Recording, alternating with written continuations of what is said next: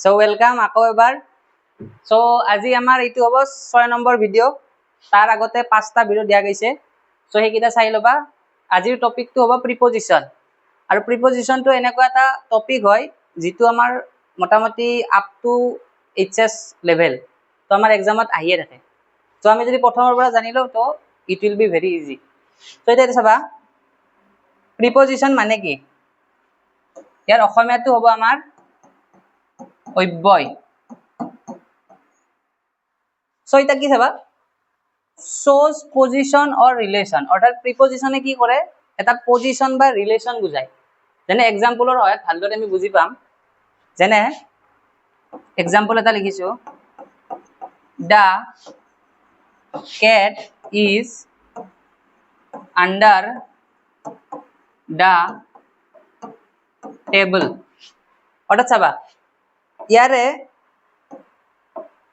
যিটো কেট আছে, মেকুৰীটো ক'ত আছে বুলি কৈছে, টেবুলৰ তলত। আন্ডাৰ মানে তলত।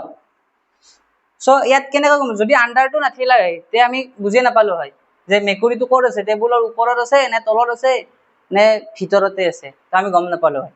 তো যিটো আন্ডাৰ যিটো হ'ল, আন্ডাৰটো আমাক বুজাই দিলে যে আচ্ছা মেকুৰীটো ক'ত আছে, টেবুলৰ তলত আছে। সো দ্যাটছ ওয়াই আন্ডাৰটো হ'ব আমাৰ প্ৰিপজিশ্যন। তাৰপিছত আৰু এটা দিছো, একদম এক্সামত আহিয়ে থাকে, the book is on the table। এইবাৰ চাবা, এইবাৰ যিটো বুক আছে, বুকটো ক'ত আছে বুলি কৈছে, টেবুলতে আছে, কিন্তু টেবুলৰ ক'ত আছে, এইবাৰ ওপৰত আছে, অন।